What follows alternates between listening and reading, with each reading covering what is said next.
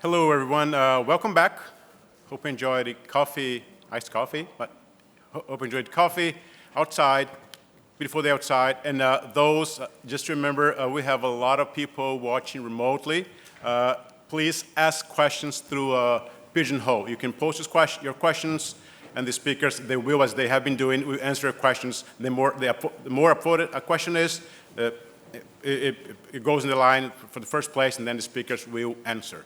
Let's go to our next talk. I have the pleasure of introducing Dr. Eva Ponce, who will talk about e-commerce retailing and the omnichannel revolution.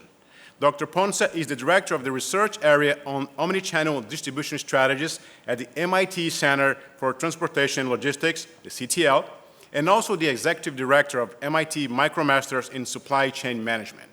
Dr. Ponce, take it away.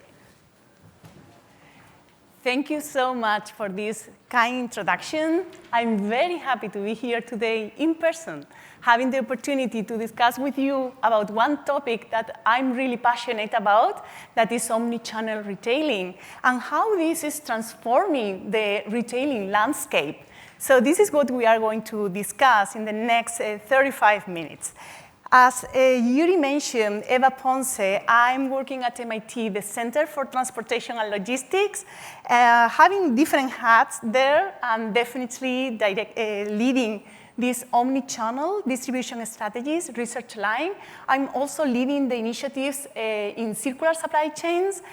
From the education side, I'm the executive director of the MicroMasters program. This is a global program, 100% online. So we are very much into this hybrid education, future of education, that also connects with the future of work. So thank you so much for the invitation, Yuri and ILP. And as I mentioned, very happy to be here in person. I think it's my first in-person conference after the pandemic, so very excited about that. Okay, so let us start. Let us start with the news. And this is a news from yesterday. Yesterday, Amazon announced that they are planning to roll out physical department stores. This is one more step into the Amazon strategy in order to move into the omni-channel space, into the omni-channel strategies that they are following. In 2017, they already announced and they already bought Whole Foods. Was the first step moving into the brick and mortar space. They also announced in 2019 their first mom and pop stores in Manhattan. And yesterday, they announced this strategy, another step more in that strategy to move into the omni-channel world. And this is what we are going to talk about. What does omni-channel mean from the customer perspective? But more importantly, what are the implications of omni-channel for supply chains? This is bringing some relevant challenges to the supply chain. So let's try to go through that. We will start more from the customer perspective, and then we are going to move into the supply chain challenges that many retailers, manufacturers, third-party logistic providers are facing nowadays. Okay, so I have a question for you. I want you to start thinking about this piece of news. I want you to think about how can traditional brick and mortars compete with Amazon, compete with these big pure players, marketplaces that are gaining more and more sales in the world. So how can traditional brick and mortars compete here? If you don't mind, please go to slido.com. It's very easy, slido.com, and include the code OMNI. And please bring your thoughts to this first question I have for you.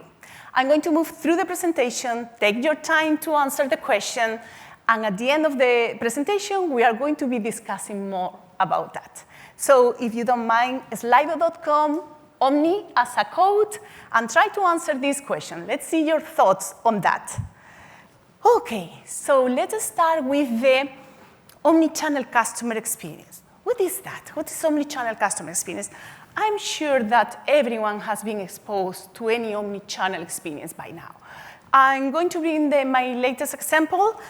Last weekend, I have 2 teenagers, 2 sons, and they are growing very fast, so we are in rush to need soccer cleats. So we went to buy the soccer cleats to one of these fashion shoes retailers with the clear intention to buy the shoes. We need that. So we went there, but unfortunately, they didn't have the size. They didn't have the size we need. However, they had in the store the right technology. They had what they call endless aisle. Endless aisle is this technology that allows you through screens and through iPads in the store to look for those size, color, models that they don't have in the store, but they are able to offer you to send home or offer you to come back and pick up later or in a close by store. So finally, we were able to go physically to a store, buy online from the store, and receive the soccer cleats 3 business days later at home. Was not exactly what I was looking for, but definitely was a complete omnichannel experience as a customer. So this is what we are going to talk about today. Let's try to see what is happening in the world. We need to start about the disruption of the pandemic. Of course, this has transformed many areas. But one impact of this pandemic has been the growth of e-commerce, the growth and the need of being more digital.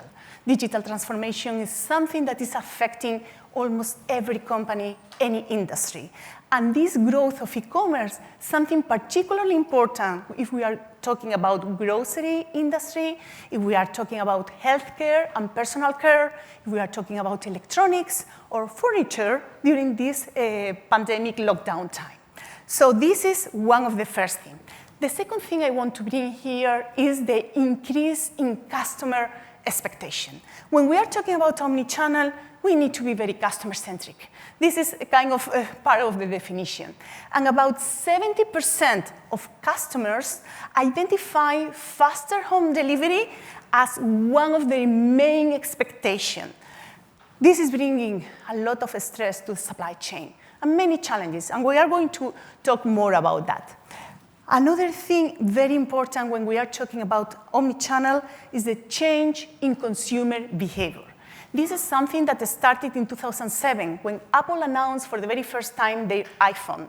Since then, almost everyone has a smartphone and also internet connectivity. This brings the mobile commerce. And mobile commerce is really the trigger to omnichannel. These capabilities that we have now to buy from anywhere is what really brings this opportunity to buy from anywhere, to pick up from anywhere, and to mix the different channels that we are going to be talking about. Almost 70% of all shopping events start using a mobile device, start in an online way. So this is something to consider. And some figures, 14%, the online retailing represents 14% in the USA, about 17% in Europe, almost 25% in China, and about 5% in Latin America. And this is the percentage of the online sales of the total retail sales of consumer goods. Let's try to have a closer look to those figures and this growth during the pandemic. This is the latest data published about the growth of e-commerce in the US retail landscape from the last quarter. So if we compare the data in 2021 with the data from 2020, we can observe that almost 40% of e-commerce sales increase. The total retail sales increasing about 13%, and the web penetration is about 20% now in the USA. Another important thing is look at other regions. Worldwide, the average increase, if we compare 2021 data with 2020, is about 30%. With a considerable increase in Latin America, almost 40% of the retail e-commerce sales growth in Latin America. Okay, I want to show now, because one of the big topics of this conference is what is happening after the pandemic. So let me share with you one of the results we got from a study that we conducted at MIT CTL in collaboration with H Lab. So during the pandemic, we were asking consumers, and we received about 2,000 responses about their grocery shopping habits. Things to highlight here. Before the pandemic, almost 80% of these shoppers were buying in person, and this was reduced to about 60% during the pandemic. Most importantly, about 13% were using the option of buy online, pick up in the store, and this increased to 30% during the pandemic. But more importantly than that, we were also asking them, okay, and after the pandemic, do you think that this behavior is here to stay, or are you going to be back to your previous habits before the pandemic? What's interesting, 1/3 of the people that we interview here, they said that they will stay with their choice. More recently, McKinsey published their study about that, and they are bringing to us that about 60% of those consumers that move into the buy online, pick up in the store will continue with this option after the pandemic. So the key message here is, because of the pandemic, we observed the acceleration in the growth of e-commerce, but this is here to stay. And the prediction is that e-commerce is going to continue growing. Okay, so let's see now how this growth of e-commerce is impacting the supply chains. Let's see the implications of this growth of e-commerce and mobile commerce that we have been discussing. So let me come back to the example of buying these soccer shoes. As I mentioned, one of the things that is happening now is in this buying process, almost every single step of the buying process can happen from anywhere because of the mobile devices. And we can look, we can buy, we can pick up in many different places. We can also, we are also asking for many channels to return, to be able to drop off our returns in case of we want to return the product. So from the supply chain perspective, what this is bringing is truly a mess. It's a mess because there are many different channels from many different points. Channels from to offer to the customer, and then internally, the companies need to manage those channels and need to be able to not only to have those channels, they need to be able to integrate those channels. In 2000, Dell were selling laptops and computers online, and they did a great job. However, they always were managing this online channel as a completely separate channel, completely differentiate online channels from the offline brick-and-mortar channel. And this was a strategy that many different companies were following. However, now, when we are talking about omnichannel, one of the things that omnichannel means is we need to provide this seamless journey to the customer. We need to provide to the customer these different channels in an integrated way. So what this means from the supply chain perspective is the need of integration of the different channels. And this is truly a challenge, because to have the channel by itself, some companies have been able to do that and be able to be efficient. Now we need to integrate that in order to be able to provide that experience. There is no more frustrated experience that believe that you are going to find the product in the store, look in the website, and see, okay, the product is there. Go to the store and find that the product is not there. And then you need to buy online, and then you need to come back or receive at your home. So this is what we need to avoid. And in order to avoid that, we need this integration in the back end of the supply chain. So this is one of the main things I want to bring here when we are talking about omnichannel. Okay, let's see where the companies are, the strategies they are following in order to win in this environment. Traditional retailers, you know them perfectly, pure players. Pure players are those like Amazon in 1994, not anymore. But now, where are the companies? The companies are now more into these hybrid models. Companies are now more into offering the option of buying online, pick up in the store. This is a very common strategy that companies like Walmart, like Target, Tesco, many companies are following, is the option of click and collect, buy online, pick up in the store. Yes. New models, new business models are also coming now. These new business models makes also sense. These are the showrooms. Showrooms are this business model that allow the customer to go to the store just to try or test the product. They cannot buy the product from the store. They do not have stock in the store to sell this product. You just go there to test, to try, and if you are interested in the product, you can buy online and receive at home. These are new. Before the pandemic, this business model was growing a lot. During the pandemic, of course, this business model didn't grow at the same pace because people were, because of the lockdown, was not. However, I believe that these models are coming back after the pandemic, especially in certain industries like clothes, furniture was also testing this kind of model. During the pandemic, one channel that grew, companies like Walmart, like Target, Sam's Club, all of these companies were ready to offer is curbside pickup. This was one of the channels, especially in grocery, that grew more during the pandemic. I attend to some of the focus group from these big retailers, and their customers are interested in this channel, even though after the pandemic. So it seems that curbside pickup is also going to grow more. Okay, what are the key initiatives that those big companies in this area are following? So most of these companies are definitely, and I'm talking more here about traditional brick and mortars, they are taking advantage of their physical network, of course, and what they are doing is trying to move into this option of offering their stores as a way to pick up their online orders, ship from a store. Some of these companies, what they are doing is using their stores as a fulfillment center. So they are converting part of the store in a fulfillment center in order to be able to prepare the online order from the store and, more importantly, ship from the store. So some of the companies are also following that. Walmart is an example. Target is also an example of that.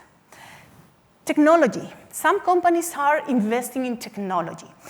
In this case, is to improve or change the in-person experience. They have these physical stores, but they know that they need to provide a better physical experience to their customers. In order to have their customer, to offer this incentive to go to the store to buy their products. So some of them are investing in the technology and trying to improve the in-person customer experience. Mobile point of sales. Some companies are implementing that. I had also the experience Apple did for some years now. Nike recently also implemented this technology. I went this time with my eldest son to buy also sports shoes in Nike. The associate offered to us just to pay directly to him. They have an iPad, and you can pay directly with the associate through their iPad, and you don't need to go to the cashier and avoid the lines. So this is something that they are trying to offer. Endless aisle. Adidas is one of the companies that has this in some of their physical stores. Adidas is also investing a lot in Omnichannel. They started before the pandemic. All of these companies started investing in Omnichannel strategies before the pandemic. However, during the pandemic, they were ready. They were ready for this peak and surge of online orders. So Adidas also has endless aisle. They are investing in many different technologies in order to improve their in-person customer experience. Inventory management. This is truly a key thing here. Because again, coming back to the concept, in order to be able to provide this seamless experience to our customer, we need to know where our inventory is. Where are our items? and where we can prepare the orders in order to meet customer expectation. So RFID and those systems that allow the companies to track their inventory through the supply chain are those that will be truly ready to offer this seamless experience. One example here is Zara. Zara is part of the MITx group. This is a Spanish company. Of course, they have Zara stores, many other brands across the world.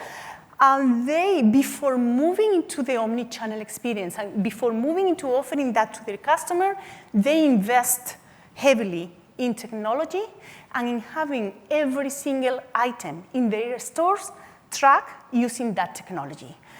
In that sense, they know exactly where their items are in the store. But they also know where the items are through the supply chain, in which fulfillment center are, in which store, in which distribution center, so they can offer an accurate information to their customers about when and how they are going to receive the online order. So this is a key thing in order to be able to implement an omnichannel strategy in a company.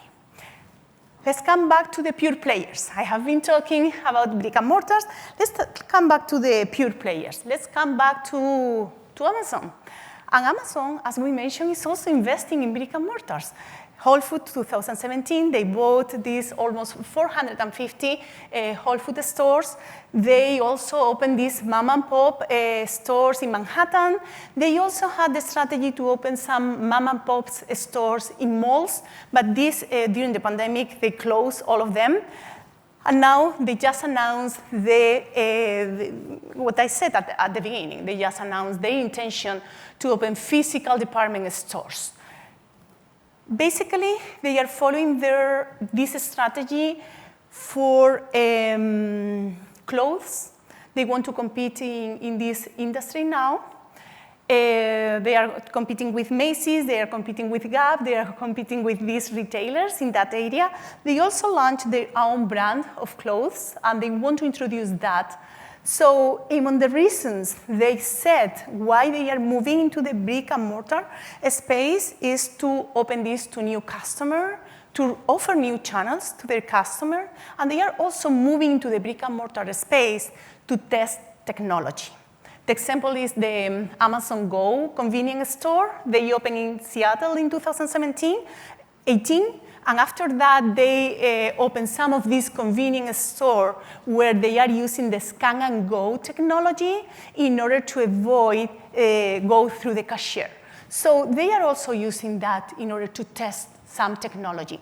They are investing also a lot in this virtual dressing, virtual dress that are using augmented reality technology. And these apps are allowing the customers to see how the different items and different clothes fit in their body through the app. They want to implement these virtual dressing rooms in their physical department stores, and they want to test that. So it will be a combination of going physically to the store, scan the QR of the items you want to try, go to the virtual dressing room, the associates will bring to you those items, and while you are trying the different items, you can select through a screen that they have in the virtual dressing room more items that fit to you. They pop up suggestions just to include different items to you. So they are trying to also sell more for sure, but definitely they are testing this technology. MITx Group is also offering this virtual dressing, and it's a combination again of technology, augmented reality, improve the customer experience in person, but combined with online and trying to increase the sales at the end.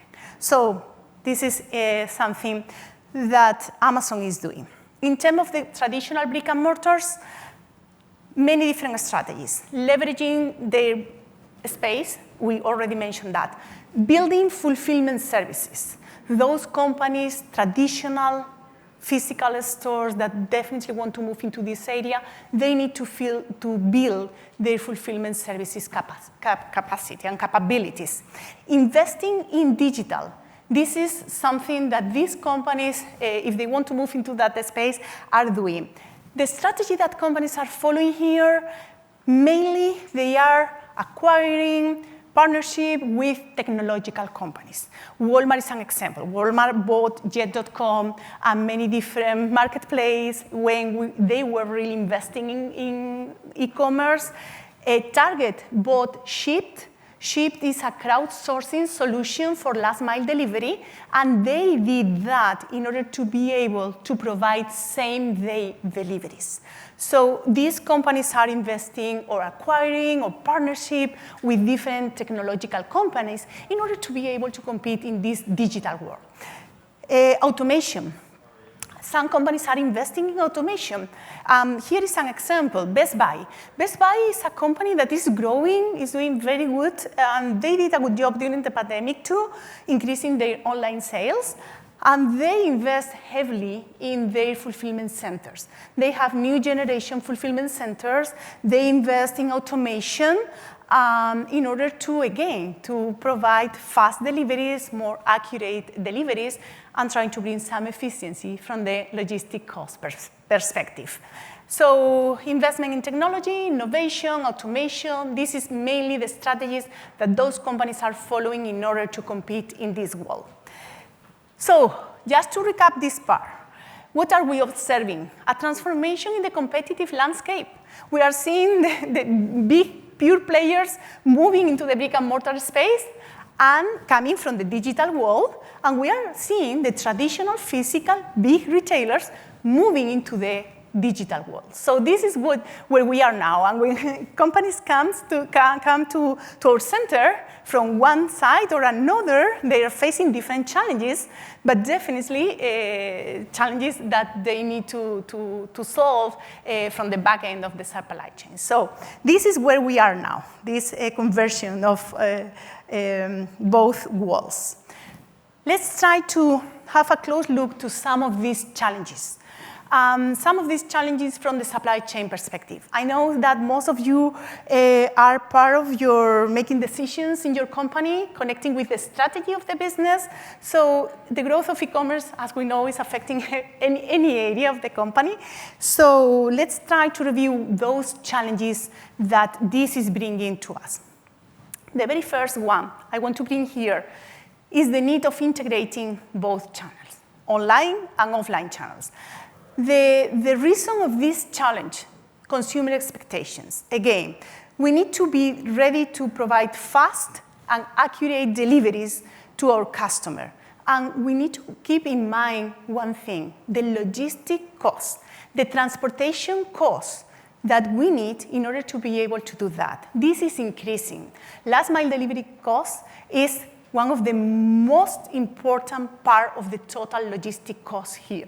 So this is truly a challenge that the companies are facing now. They need to meet customer expectation, of course, but recently I have a conversation with the VP of strategy from one of the big grocery industries that they are doing a great job selling digital groceries and moving into the online. They recognize, hey, we increased our sales a lot during the pandemic. However, we didn't increase our margin. So this is something that we need to keep in mind. Okay, perfect. So moving across these channels and integrate the channels definitely bring complexity to the supply chain.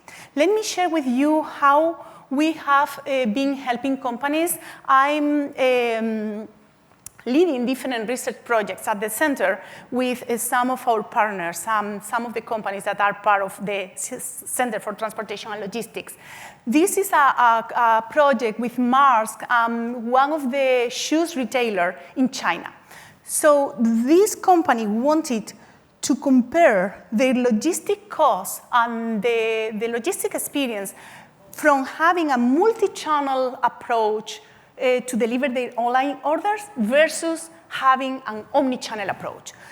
How we solve this problem? We develop a network design model, a quantitative model that represents the total logistic cost for that company of preparing the online orders and deliver the online orders using a multi-channel approach versus using an omnichannel approach, integrating the different channels. We built that omnichannel network design model, and the result was really interesting because we were able, when using the same facilities for both channels, we were able to reduce the total logistic cost in 70% to 70%. And more importantly, we were also able to reduce the lead time in 1 day. That, according to the customer expectation, is something definitely require, something that companies need. So this was some of the insights for this project. Another challenge, where to fulfill online orders. So there are many different options and opportunities for manufacturers. Manufacturers, some of them are considering, hey, should we move into business-to-consumer world? Should we deliver directly the online orders to the customer?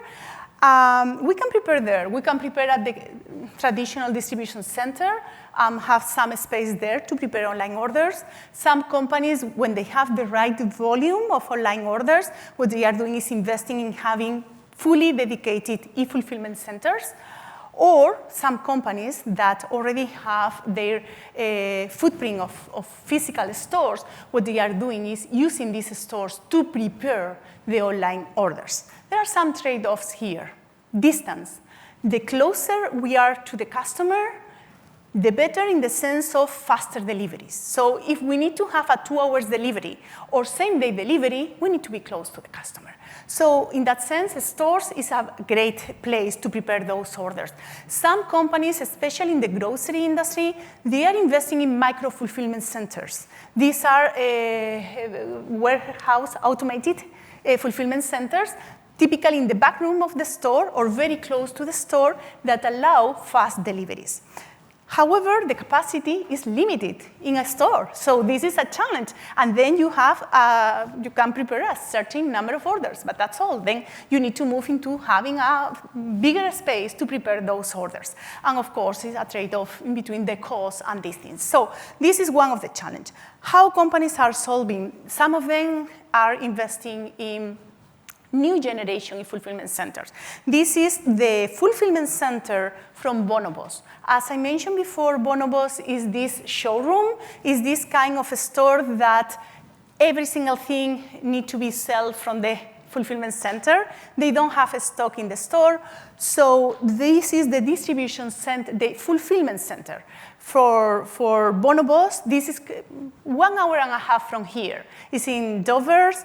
And they have 2.5 million of items in that distribution center. This is the only fulfillment center they have to distribute worldwide any of their online orders. They are using 70 robots, this kind of robots. These are collaborative robots. These are robots that are assisting pickers to prepare the online order.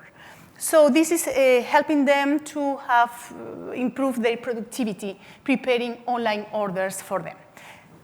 Kiva System. Kiva System was acquired by Amazon some years ago. This is called now Amazon Robotic, and it's the technology that Amazon is using in more than 200 fulfillment centers in the USA. So this is some of the technology that is helping these companies. So just want to bring here that the faster you need to deliver, the closer you need to be, and the less technology you will find in this kind of distribution centers. This was one of my surprise moments when I realized that the Amazon Prime Fulfillment Center, they are almost not using more than the devices to scan the items, any other robot or technology, because for this 2 hours delivery, there is no way. You need flexibility. So something that was one of my aha moments I want to share with you. OK, last mile delivery challenges is, of course, a big challenge here because represent a big part of the transportation cost. So companies need to decide strategically what they are going to do. Some of them are still outsourcing these services. Having this service in hands of UPS or Federal Express or DHL. However, some companies are also introducing more flexible solutions, crowdsourcing solutions. Some companies like Amazon, they are investing in their own fleet. some years ago, they started investing in their own fleet. They already celebrate the 1 billion package delivered using their own fleet. So yes, crowdsourcing solutions are increasing, are definitely, many companies are using that. And in order to win in these last mile deliveries, you need density. There is this fragmentation of the last mile deliveries. This is against efficiency, of course. But definitely, the more number of stops we have, the better from the efficiency of the transportation system. So we need that. Distance matter because of the delivery time and delivery flexibility. This is what many companies have. In addition to their own fleet or the outsourced third-party logistic provider, they are using kind of this crowdsourcing solution to be able to compete here. The last thing I want to bring here is the commercial returns. It's also a big challenge because one of the consequences of the growth of e-commerce is the growth of returns. In some industry, we are talking about 35 to 40% of return rates. So we need to handle these returns. We need to be aware about that and see how we are going to handle that. It's also the opportunity for new sales. And retailers also need to keep in mind that they definitely they need to think about which channels they are going to offer also for the return. Because some customers are using this as a way to decide for one brand or another. So an important thing. This is just to bring some figures here about the importance of that, and just to bring some of the innovative projects about circularity. One way that some retailers and companies, CPG companies, are trying to solve that is investing in circular supply chains, trying to close the loop, and trying to reduce waste, collaborating with other stakeholders and trying to close the loop. This is an innovative project we did with one of the CPG companies, trying to bring and collect plastic bottles, bring to recycling plants, and then bring it back to the supply chain. Okay, let me just close the presentation. Hopefully the pandemic will completely disappear. However, as I mentioned, the growth of e-commerce is here to stay. So the companies need to be ready to compete here, to meet customer expectations, end-to-end supply chains, super important here, inventory visibility, be able to track the items and handle the commercial returns, and hopefully become a more circular supply chain. In terms of the omnichannel transformation, big thing here, important, the integration of the channels, handle the different hybrid strategies, and also develop technological capabilities, invest in technology, innovation, in order to be able to compete. Okay, I want to receive now your questions, be more than happy to answer your questions. I want to bring again the opening question, just to see if after the talk you change your mind in your answer. Okay, thank you so much for that, and let's go to the questions now. Okay, perfect. Great. So first question, anonymous. Oh, I would love to see the name. Are ghost kitchens another example of omni-channel strategy? Yeah, these ghost kitchens. Yes, they are, because they are preparing these orders, and now they are delivering to home deliveries. So they are combining these facilities just to prepare the food to bring this to your home. Most of these are following the strategy of having agreements with crowdsourcing solutions like DoorDash, Instacart, and these kind of companies that are helping with the last mile deliveries. Some of those companies are also developing their own strategies in order to deliver, but definitely they are combining that. Traditionally, they were more into the brick and mortar space, and now they are bringing this typically in collaboration with crowdsourcing solutions in order to deliver this to your home. Perfect. Let's see. Second question. With sustainability, climate change, such a global concern, what is CTL doing to optimize delivery logistics? My street has delivery trucks running up and down all day. My street too. Yes, I agree with that. Okay, this is a great question. CTL are doing different things here. We have the last mile delivery lab. Dr. Matthias Wickenbank, my colleague, he's leading this lab. And for many years now, they are focused on the logistic efficiency. Of course, we need to be competitive and we need to take care about the logistic cost. But in addition to that, we are also trying to incorporate CO2 emissions. My colleague, Josue Velázquez, he's leading now the sustainability lab. So we are working from many different angles, from the efficiency from the logistic perspective, but also trying to come up with strategies that are more sustainable, strategies that reduce CO2 emissions. So they are projects that combine both things, trying to be efficient from the logistic perspective, but also trying to reduce CO2 emissions. So there are active projects at the center that we are trying to bring these from the CO2 emissions. From the circular perspective, I'm leading now projects with companies. The focus on those projects is more to reduce waste and trying to reduce the waste and come with this reduce of virgin material instead of and use recyclables and these kind of products more than that. So we are working actively on sustainability from many different angles. CO2 emissions for sure, and greenhouse emissions for sure, and circularity. Yes. Let's see, more questions. The showroom, let's see that one. The showroom has always existed for larger purchases. Let's see, thank you. Has existed for larger purchases, cars, furniture, yes, but for smaller items, how is the showroom any better of an experience for customer than a conventional store? Yes, the person that brought this question is totally right, that showroom was initially more for these big items like furniture. However, some examples of recent showrooms that makes totally sense, glasses. Glasses is this kind of thing that people want to wear and see how it fits with their face. So it makes totally sense to have a centralized e-fulfillment dedicated center for the online orders. However, offer the opportunity to the customer to go and try their glasses. So there are still certain products that people want to touch and see how the product fit. And for these kind of products is for what showrooms business model makes sense. Yeah. Okay, so let's see if we have more questions.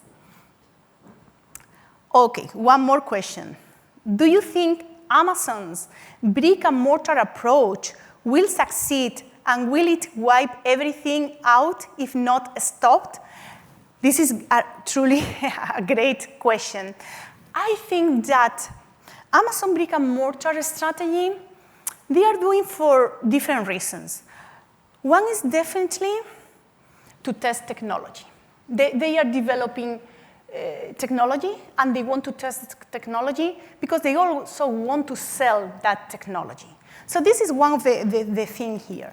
They also want to reach out to new channels, to new customers, and also to be able to offer an omnichannel experience to their customers. So for the most recent announcement from yesterday about investing truly in the physical department stores, this also surprised me, because definitely this is going to give them first-hand customer information. That is also important. They have tons of information from the digital shoppers, and they are analyzing that data. But they don't have this information, first information from the in-person customer. The announcement from yesterday means that they are investing now heavily in clothes. And clothes is one of these industries that people still want to go physically to buy. So I think these are the main reasons why they are investing there. And of course, when they bought Whole Foods, they did that among other reasons to be able to compete with Walmart in groceries, in digital groceries. in order to be able to have these stores as a fulfillment center for 2 hours deliver and be able to deliver it to their Prime members in 2 or 1 hour these things. So they are using these stores as a fulfillment center to prepare the orders, to be closer to the customer, and again, to receive first-hand information from the physical customer also. So we will see how this evolves, but definitely they are moving into the brick-and-mortar space. This is something that they started in 2017. They are continuously moving into that sense. Yeah. What are the main mistakes brick-and-mortar stores have made when implementing omnichannel? Great question. One of the biggest mistakes I have seen is to launch this strategy and to offer different channels to your customer without having your supply chain ready for that. Launching these options, these different channels without an end-to-end supply chain that is truly able to track your items, your stock. I don't want to bring names here because it will not be very constructive, but there are some examples of companies that definitely are not doing a good job offering omnichannel experience and moving into online commerce, and they did an excellent job with the in-person experience. And the main reason is they does not have this end-to-end system ready. They are not able to track their items, to provide the inventory visibility that you need to have in order to be able to launch that. The big mistake I have seen is companies launching the omnichannel strategy when this was led or leading by the marketing finance department. We need supply chain lead this kind of implementation, because if not, you are not going to be able to meet the customer expectation. So you need to bring this and involve supply chain in order to be able to succeed here. So probably this is kind of the big recommendation we'll bring here. How do you think each product will be managed as the omnichannel evolves? Will it continue to be a label with RFID? Yeah, good question. The other day we were discussing even though about barcodes, because there are also companies that are still using the barcodes. For now, I think RFID technology is in a good position because the cost to implement this technology is decent now, it's affordable, provide the right information you need in order to be able to track the items. So my experience with that is the companies that are using and tracking their system using RFID are definitely achieving the goals that they need in order to be able to have the inventory visibility. So let's say in that way, I would say that at least those companies that I'm seeing implementing that are definitely doing a good job, and the technology is meeting the requirements that they have for that. So I see more and more RFID system coming because of the need of integrating the inventory. Thank you so much for your attention. My pleasure to be here today. Thank you.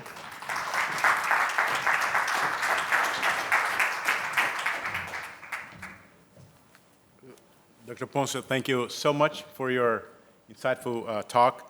We're talking before the presentation. She was telling me how large retailers have been, in demand for skilled people, have been hiring people from her center, PhDs. So she then has an issue of having to replace them. On the other hand, now gets MIT closer to these larger retailers. So thanks again. You can take your role.